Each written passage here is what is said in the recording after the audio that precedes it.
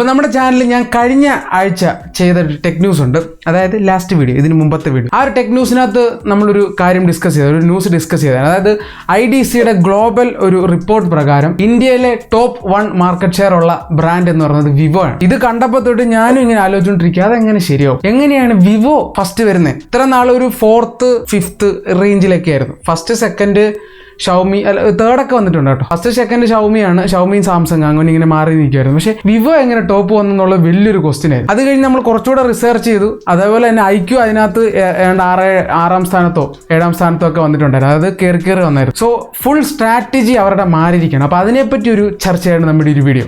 ഞാൻ ഒറ്റയ്ക്കായിരിക്കും പറയുന്നത്. എന്തായാലും നമുക്ക് നോക്കാം എങ്ങനെയാണ് വിവോ സ്ട്രാറ്റജി മാറ്റിയെന്നുള്ളത്. സോ തുടങ്ങാം. അപ്പോൾ സബ്സ്ക്രൈബ് ചെയ്യുക. ആദ്യമായിട്ട് നമുക്ക് പറയേണ്ടത്, വിവോ എന്ന് കേട്ടാൽ നിങ്ങൾക്ക് എന്താ തോന്നുന്നത്? എനിക്ക് തോന്നുന്നത് വെച്ചാൽ ഫോട്ടോ എടുത്തു കഴിയുമ്പോൾ വെളുത്ത് ബ്രിട്ടീഷുകാരെ പോലെ ഇരിക്കും. സ്കിൻ വൈറ്റനിങ്, സ്കിൻ സ്മൂത്തനിങ് തുടങ്ങിയ കുറേ ഫോട്ടോഷോപ്പ് ഉപകരണങ്ങൾ, ടൂൾസ് ഇൻബിൽട്ട് ആയിട്ട് കിട്ടുന്ന ഒരു ഫോണായിട്ടാണ് എനിക്ക് തോന്നുന്നത്. അതുപോലെ തന്നെ ആൾക്കാരെ പറ്റിച്ച് ഫോൺ ഓഫ്ലൈനിൽ കൂടുതൽ വിൽക്കുന്ന ഒരു ബ്രാൻഡായിട്ടാണ് ഞാൻ പേഴ്സണലി വിവോനെ പറ്റി ചിന്തിക്കാറുള്ളത്. അപ്പോൾ ഈ ഒരു ചിന്താഗതിയിൽ അതുകൊണ്ട് ഞാൻ വിവോ ഫോൺസ് റെക്കമെൻഡ് ചെയ്യാറ് വളരെ കുറവാണ്. കാരണം വാല്യൂ ഫോർ മണി ആയിട്ട് തോന്നിയിട്ടില്ല. പക്ഷെ ഒരു ടൈമിൽ ഞാൻ റെക്കമെൻഡ് ചെയ്യുമായിരുന്നു. അതായത് ഒരു Realme Extreme, Redmi Note 8 Pro ഈ ഇറങ്ങിയ ടൈമിലൊക്കെ വിവോ C1 Pro എന്നാണ് തോന്നുന്നത് ആ ഫോണിന്റെ പേര്. അതൊരു നൈസ് ഫോണായിരുന്നു. അത് കഴിഞ്ഞ് വേറൊരു ഫോൺ ഇറക്കും C1 X എന്ന് പറയുന്നത്. പക്ഷെ അത് നൈസ് ഫോണായിരുന്നു. കാരണം റിയൽമി XTയുടെ കറക്റ്റ് കോമ്പറ്റീഷൻ ആയിരുന്നു ആ സമയത്ത്. ഇത് കഴിഞ്ഞ് പിന്നെ വിവോ പഴയ പാറ്റേണിലേക്ക് തന്നെ പോയി. അവർ കൂടുതൽ ഓഫ്ലൈൻ സെൻട്രിക്കിലേക്ക് തന്നെ ഫോക്കസ് ചെയ്തു. അപ്പം ഏറ്റവും പ്രധാനപ്പെട്ട കാര്യം വിവോ ഒരു ഓഫ്ലൈൻ ബ്രാൻഡ് ആയിരുന്നു എന്നുള്ളതാണ്. അതുകൊണ്ട് തന്നെ ഓഫ്ലൈനാണ് അവരുടെ പ്രധാന പവർ.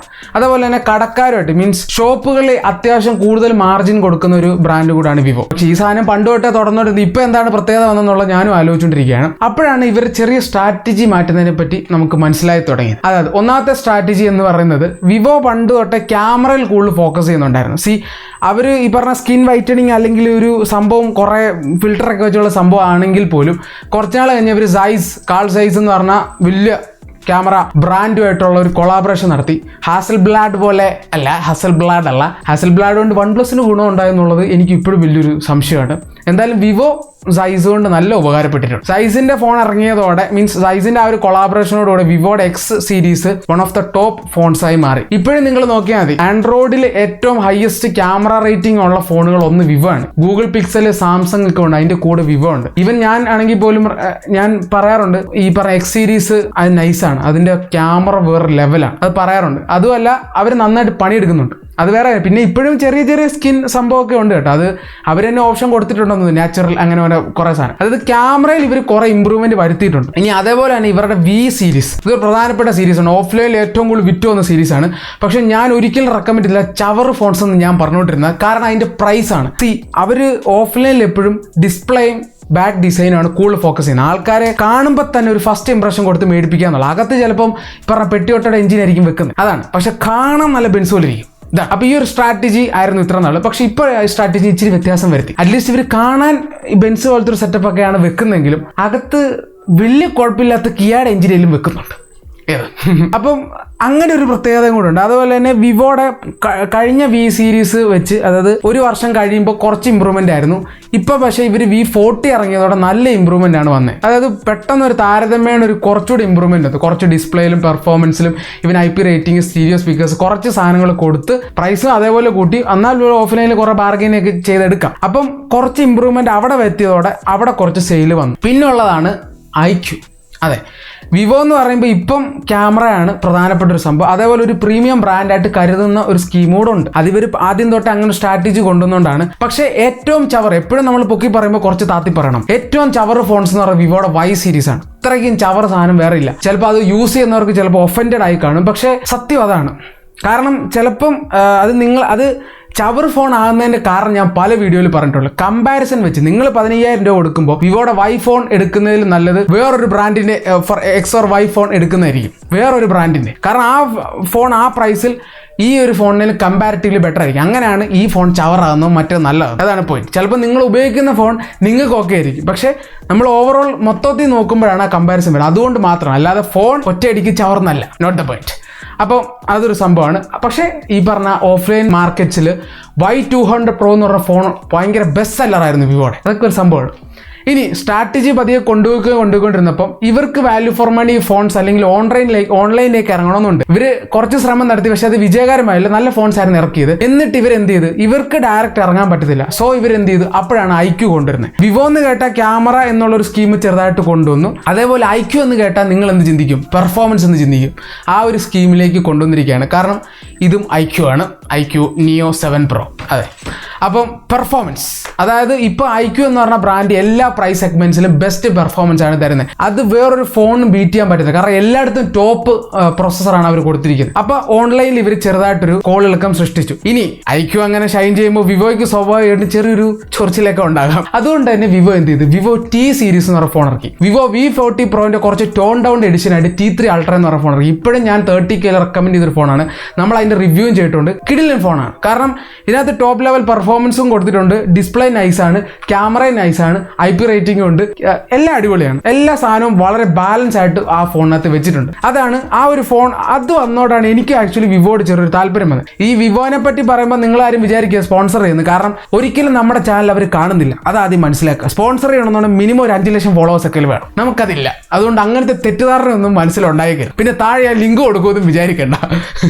അങ്ങനെയൊക്കെ നിങ്ങൾക്ക് മനസ്സിലാക്കി എടുക്കുക സ്പോൺസർ ആണോ അല്ലയോ എന്ന്. ഏത് അവർ കണ്ടിട്ടില്ല, സത്യം കിട്ടും. അപ്പം വിവോ T3 സീരീസ്, അതേപോലെ തന്നെ IQ ഇറക്കുന്ന ഫോൺ കോമ്പറ്റീഷൻ ആയിട്ട് വിവോ T എന്ന് പറയുന്ന പേരിൽ ഇറക്കുന്നുണ്ട്. ഇപ്പം Z9 ലൈറ്റിന് T2 ലൈറ്റോ അങ്ങനെ T3 ലൈറ്റോ അങ്ങനെ പല സാധനമുണ്ട്. ഇവൻ Z9 Proയ്ക്ക് വേറെന്തോ പേരുണ്ട്, കറക്റ്റായിട്ട് എനിക്ക് റീകോൾ ചെയ്യാൻ പറ്റത്തില്ല. T4 T3 എന്തൊക്കെയോ പ്രോ ഒക്കെ ഉണ്ട്. അതായത് ഓരോ സ്ഥലത്തും അവരുടെ ഫോൺ ഇറക്കുന്നുണ്ട്, IQ ഇറക്കുന്നുണ്ട്. പക്ഷെ കൂടുതൽ ആൾക്കാർ IQ ആയിരിക്കും മേടിക്കുന്നത് ഓൺലൈനിലുള്ളത്. പക്ഷേ ഓഫ്ലൈനിലുള്ളവർക്ക് T എടുക്കാം. ഇവൻ ഞാനും സജസ്റ്റ് ചെയ്യും, ഓഫ്ലൈനിൽ നിങ്ങൾ വിവോ ഫോൺ എടുക്കുന്നുണ്ടെങ്കിൽ നിങ്ങൾ T സീരീസ് നോക്കി എടുക്കാം. വിവോ Vio എടുക്കേണ്ട, Vio എടുക്കേണ്ട. T സീരീസ് ആയിരിക്കും വാല്യൂ ഫോർ മണി. അപ്പൊ ഇവരുടെ സ്ട്രാറ്റജി ഇതെല്ലാം മാറി കുറച്ചുകൂടെ ഫീച്ചേഴ്സ് ഉള്ള ഫോൺ ഇറക്കി. ഇനി ഒരു പ്രധാനപ്പെട്ട പോയിന്റ് ഉണ്ട്. അതായത് ഞാൻ അധികം ഡിസ്കസ് ചെയ്യാത്തൊരു പോയിന്റാണ്, പക്ഷെ അത് വളരെ ഇമ്പോർട്ടൻ്റ് ആയിട്ടുള്ള ഒരു പോയിന്റും കൂടാണ്.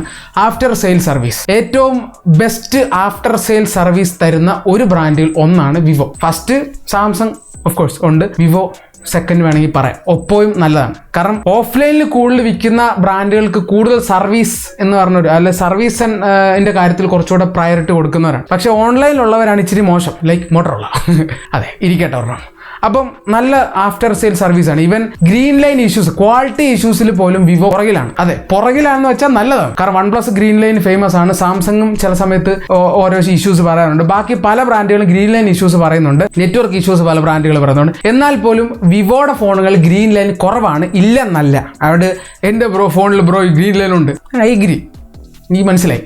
പക്ഷേ താരതമ്യേന കുറവാണ്. അതേപോലെ motherboard dead issues, even ഐഫോണിൽ വരെ മദർ ബോർഡ് ഡെഡ് ഇഷ്യൂസ് വരാറുണ്ട്. പക്ഷേ ഈ ഒരു ബ്രാൻഡിന്റെ ഫോണുകൾ വളരെ കുറവായിട്ടാണ് വരുന്നത്. ഇപ്പോഴും ഞാൻ എൻ്റെ ഫോൺ 1 വർഷമായി യൂസ് ചെയ്യുന്നു. ഇപ്പോഴും ഗ്രീൻ ലൈൻ വന്നിട്ടില്ല. ഇനി വരുമ്പോൾ ഞാൻ ഉറപ്പായിട്ടും വീഡിയോ ഇട്ട് പറപ്പിക്കും, അത് വേറെ കാര്യം. ഇഷ്യൂസിന്റെ കാര്യത്തിലും കുറവാണ്. അതേപോലെ തന്നെ ആഫ്റ്റർ സെയിൽ സർവീസ്, ചില ന്യൂസൊക്കെ പറയുന്നത് ഗ്രീൻ ലൈനൊക്കെ വന്ന് ഫ്രീ ആയിട്ട് ഇവർ ഡിസ്പ്ലേ മാറ്റി കൊടുത്തെന്നൊക്കെയാണ്. ചിലപ്പോൾ 3-4-5 പേർക്കൊക്കെ മാറ്റി കൊടുത്താൽ എല്ലാവർക്കും മാറ്റി കൊടുത്താൽ മാത്രമേ നമുക്ക് പുണ്യാളെന്ന് പറയാൻ പറ്റുള്ളൂ. എന്തായാലും അത് കേൾക്കുന്ന news okay fine, it's good news. അപ്പം ഇങ്ങനെ കുറച്ച് സംവിധാനം ആഫ്റ്റർ സെയിൽ സർവീസ് എന്ന ഒരു സാധനം ഇവർ കുറച്ച് മികച്ചതായി പണിയെടുത്തിട്ടുണ്ട്. അപ്പൊ ഇനി പോകും തോറും ഓഫ്ലൈനിൽ ഇവർ ഒരു സ്റ്റെബിലിറ്റി മെയിൻറ്റെയിൻ ചെയ്യുന്നുണ്ട്. അതേപോലെ ഓൺലൈനിൽ ഇവർ കാല് വെക്കുന്നുണ്ട്. ഓഫ് കോഴ്സ് ഇനി T സീരീസ് കുറച്ചുകൂടെ ഒക്കെ വരാൻ തുടങ്ങും. IQ കുറച്ചുകൂടെ ഫോക്കസ് ചെയ്ത് വരുന്നുണ്ട്. പക്ഷേ ഈ വിവോയുടെ ഒരു പ്രത്യേകത എന്ന് വെച്ചാൽ ക്യാമറ കുറച്ചുകൂടെ നൈസ് ആയിരിക്കും. ക്യാമറ പ്ലസ് പെർഫോമൻസ്, അതാണ് ഇപ്പൊ IQയിൽ ഞാൻ എപ്പോഴും കണ്ടൊരു കാര്യം. അതാണ് നമുക്ക് വേണ്ടത്, ക്യാമറയും പെർഫോമൻസ്. ഈ ഒരു സാധനം വിവോയുടെ T സീരീസിലും വരുന്നുണ്ട്. V അല്ലെങ്കിൽ Yയിലൊന്നും അല്ല, Tയിൽ.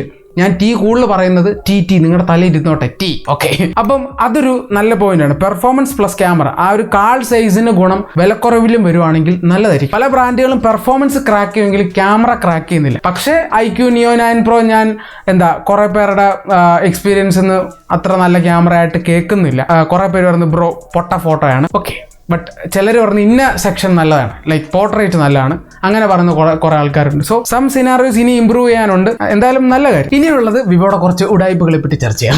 ഇത്രയും വലിയ സെറ്റപ്പ് ഒക്കെ ഉണ്ടെങ്കിലും ഏറ്റവും കൂടുതലും ചൈനയിലേക്ക് കാശ് കടത്തിയത് വിവോ ആണ്. 70,000 കോടിയൊക്കെയാണ് അക്യൂസ് ചെയ്തേക്കുന്നത്. വിവോ ഈ പറഞ്ഞ കുറെ സബ് കമ്പനീസ്, 17ഓളം സബ് കമ്പനീസ് ഇന്ത്യയിൽ നിർമ്മിച്ചിട്ടുണ്ട്. പക്ഷേ ഷോ ഓഫിനാണ്, വെറുതെ പേരിന് കാണിക്കാൻ.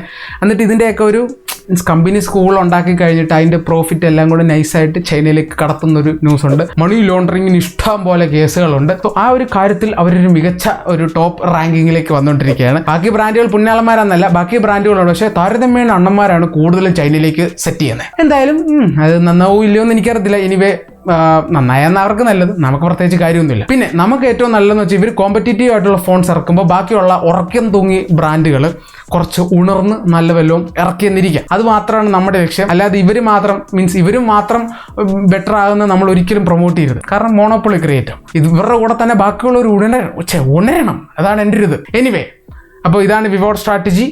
So I think it's the strategy. അപ്പോൾ ഇത്രയൊക്കെയുള്ള വീഡിയോ. ഇനിയും ഫർദർ നിങ്ങൾക്ക് എന്തെങ്കിലും കൂട്ടിച്ചേർക്കാനുണ്ട്, നിങ്ങളുടെ എക്സ്പീരിയൻസ് എന്തെങ്കിലും വിവോനെ പറ്റി ഉണ്ടെങ്കിൽ, അല്ലെങ്കിൽ ആഡഡ് പോയിന്റ്സ് എന്തെങ്കിലും ഉണ്ടെങ്കിൽ തീർച്ചയായിട്ടും കമൻറ്റ് ചെയ്യുക. പുതിയൊരു വീഡിയോ എല്ലാവർക്കും